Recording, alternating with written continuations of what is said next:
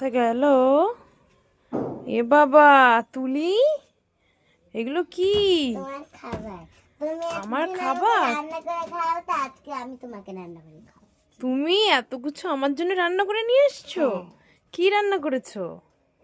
দেখাও, বলো কি আছে এতে? ফেডা রাইস, শুধু রাইস, হ্যাঁ চিকেন, হ্যাঁ। আর আর হচ্ছে ভাত। ভাত। ভাত? এটাই তো ভাত বললে, আবার ও এটাও এটা ভাত? এই বললাম যে এটা ফেডা রাইস, হুম এটা শুধু রাইস, হুম। আর এটা চিকেন, এটা মাটন। ওরে বাবা, দেখি খোলো না, আমি খুলবো। তুমি খোলো। আমি খুলি দেখি। ওরে বাবা, দাও। কি সুন্দর রান্না হয়েছে!